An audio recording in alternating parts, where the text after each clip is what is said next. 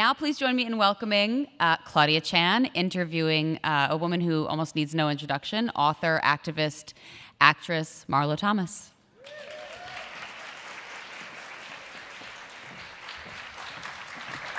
Thank you. I'll have you sit right there. Excellent. Hello. Marlo, thank you so much for being here with us at S.H.E Summit. So, I want to dive into your new book, actually. Why not? It's called It Ain't Over, and it's all about starting over, and you've obviously devoted your entire life, really, to empowering women. I wanted to hear your journey in your career as an actress, and you were part of the women's revolution for many years, and what led you to create and write this book? Well, what led me to create the book is that I travel a great deal raising money for St. Jude Children's Research Hospital. And wherever I go, there's a Q&A afterward. And women sounded very much to me, the questions that they were asking, that they were stuck. They were either stuck in a dead-end job that they were surprised that it had lost all of its juice, or they were maybe 43 years old and the dream that they had of raising a family kind of wore out on them because their daughter has a driver's license and their son's gone off to college, and there they are in their mid-40s looking around their house and saying, okay, so what do I do for the next 40 years? And then there's the woman who did all the right things. She helped supplement the family income, or was in fact the breadwinner of the family, and the dream that she really wanted, that she had in the back of her mind, is way back there. And now she's saying to herself, okay, I'm in midlife, and whatever happened to that person I wanted to be? Whatever happened to that dream that I had? And so the more I heard about all this, I thought, and the feeling was, it's too late, isn't it? It's over. It's too late to start from here. And so I got very interested in that idea because I'm a person who has invented myself several different ways, and I hate the fact that I would be running out of time and couldn't have, my dream. And I met a woman that I wrote about in the book named Gailey McCracken, and she was 38 years old, and she wanted to be a doctor, but her father talked her out of it. He said to her, you can always marry a doctor. Don't you love it, And so she she was a very good artist, so she became a graphic artist, was working in this company, and she got this assignment to create this medical brochure, do the graphic art for the medical brochure. And she said to her colleague, this really hurts to work on this, because I really always wanted to go into medicine. And her friend said, well, you can still go into medicine. She said, what are you, crazy? I'm 38 years old. By the time I'm a doctor, I'll be 50. And her friend said, you're going to be 50 anyway. So she went to med school, and she became a doctor at 49 years old. I met her at 66. She's happy. She's doing what she wants to do. And great. Just great. My motto for life is hanging over my computer. It's something that Ruth Gordon, the wonderful actress and writer, said many years ago. She said, never face the facts or you won't get out of bed in the morning. And I truly believe that. The facts are against us. The statistics, the polls, you're the wrong color, you're the wrong gender, you're the wrong height, you're the wrong weight. There's just a million things. And I think that age is something that's really pushing at people, not just women, but men too. And the economy, people are being laid off. There aren't as many jobs when you go out there for a job. So it really, I think, is the age of entrepreneurship. The women in this book many of them started their own businesses, which is scary because they borrowed money on their retirement funds, they borrowed money on their mortgages. One woman gave up her apartment, slept on the sofas of her friends, sold all her clothes on eBay to scrape together enough money to start a business.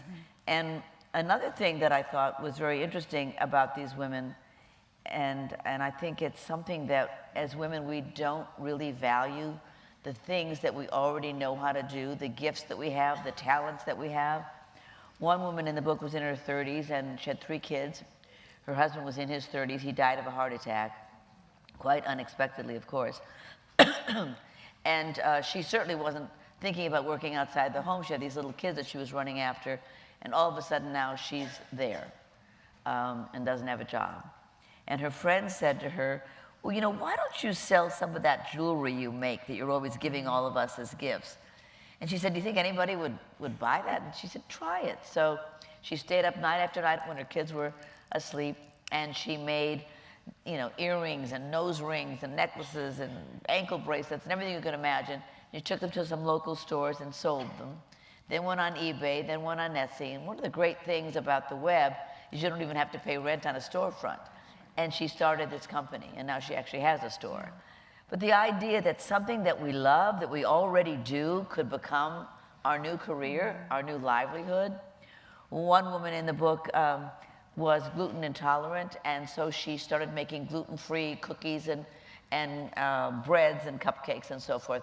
And she said to a friend of hers, you know, I'm thinking of doing this, I'm thinking of selling this to like Whole Foods or something. And her friend said to her, have you gone crackers? So she named her company Mary's Gone Crackers. Ooh, we all know those guys. And you can buy, I buy them because my husband's gluten intolerant. Yes. We buy them at Whole Foods. Trader Joe's and Whole Foods, and they're delicious. And it's a company that she started. So the idea of valuing, may I have that water? Of valuing what we already have, thank you, is something that I don't think we think about. You know, we think, oh, well, of course we can, you know, make photographs. Of course we build little birdhouses or whatever it is. And this is something we do as a hobby, and this could be a living. We don't think that way. And I think that's what's inspiring. Absolutely. So to start over and to take all of these, to pursue these dreams that you're talking about, it's not easy.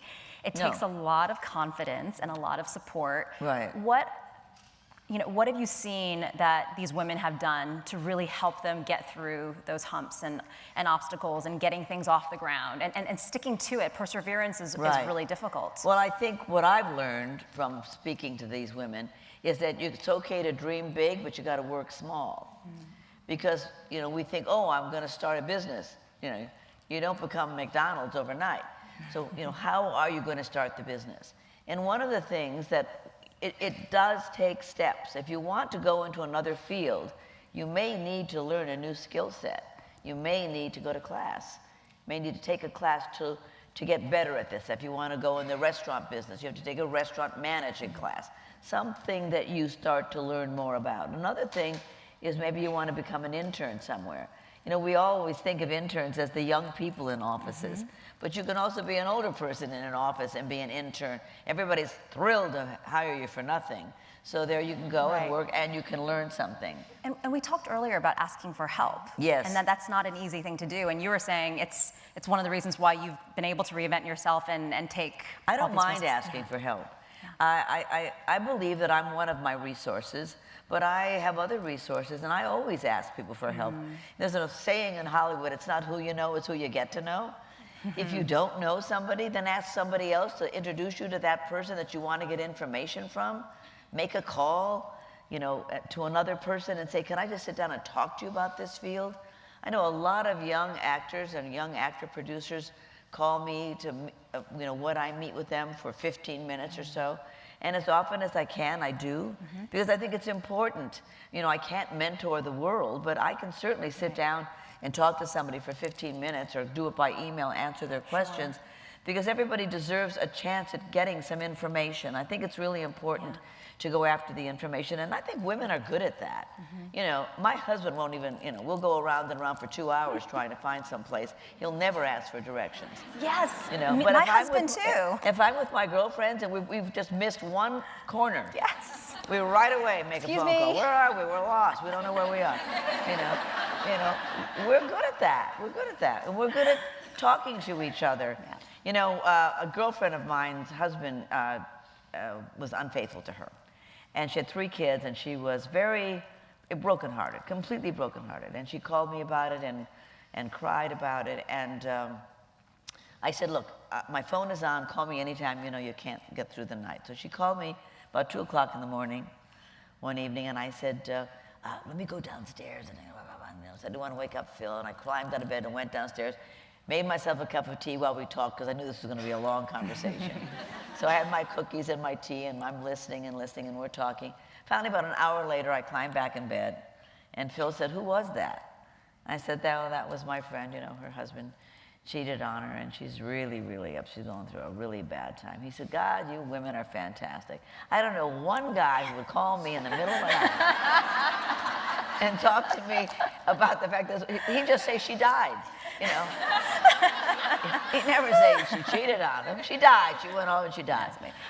So, we can do it. We're Definitely. great at this. So just because we have a lot of young women in the room who actually haven't figured out necessarily their passion or purpose in life yet, what would your advice be to them? Well, to figure out what your passion is. I mean, you can't build a dream without a foundation. If you want to be, in the restaurant business, or you want to be in production, or you want to be in, finance, whatever it is you want to be in, you need to make a choice. It's okay to be a freshman in college and not know what you want to do. But by the time you're out of college and the time you're in your 20s, to start thinking about, okay, what do I want to learn?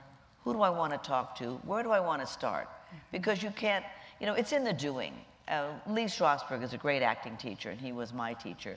And he used to say to us, acting is not in the mind, it's in the doing. You have to do it, one step at a time, and figure out where you want to go. And it's interesting about taking a step. If you take one step, it will lead to another step. You speak to one person, and they'll put you in touch with another person. You'll start to realize what I need to know that I don't know. I'll take a class in that. I'll intern here. I'll talk to this one. And little by little, you have your own little business plan. And that's what you need to do. You're not going to get anywhere if you sit at home and think, oh, God, I wish I were a doctor. It ain't going to happen. You have to do it. It's in the doing. And that gets me to I talk about the mental self-talk of women and how, sometimes I have a tendency to overthink things. Oh my God, I have 100 emails to get out this morning, and what if I don't get them all out? And, or how am I going to possibly get through the day? Or, oh, I didn't get this, today I got this done, but I didn't get this done. And so sometimes our self-talk can be negative and very critical. And so in order to, sometimes you just need to not think and just do. But how do we, as women, because you don't seem like someone who struggles with that, or I just make 100 lists. I'm on a list.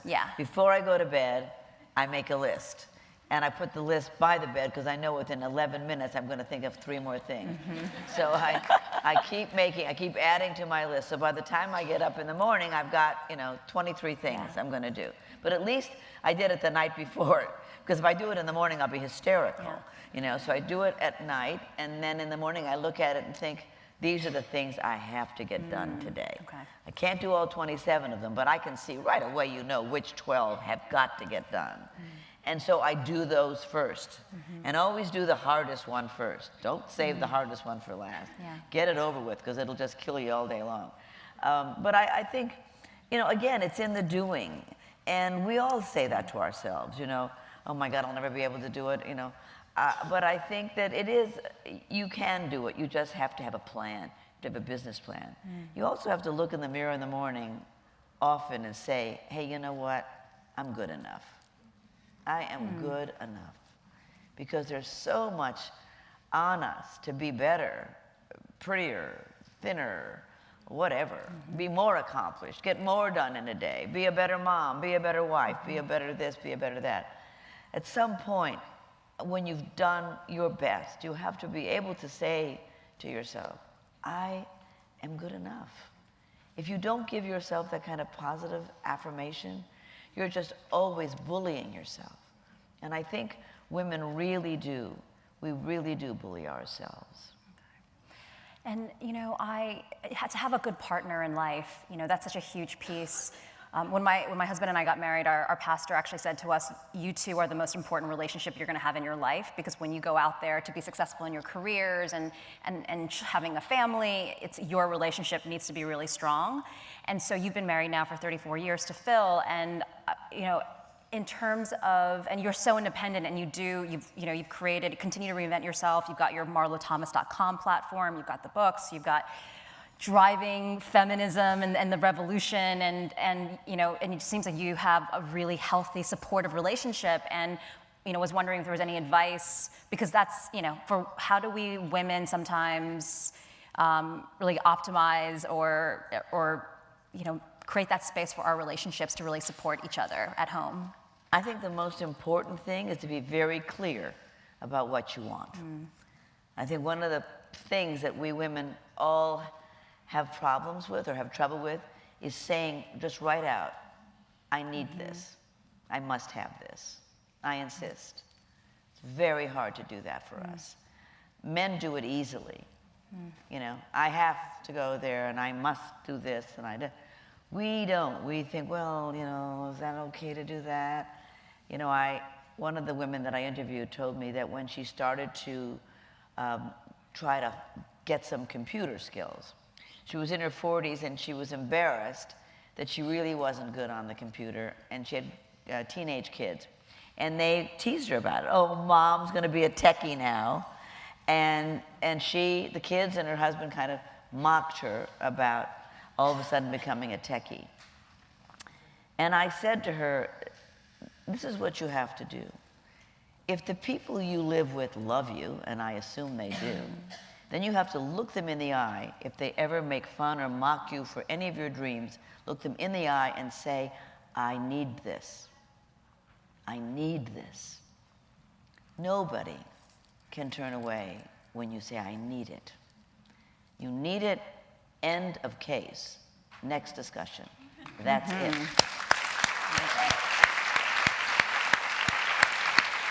Whew, I just got the chills. My last question is about feminism.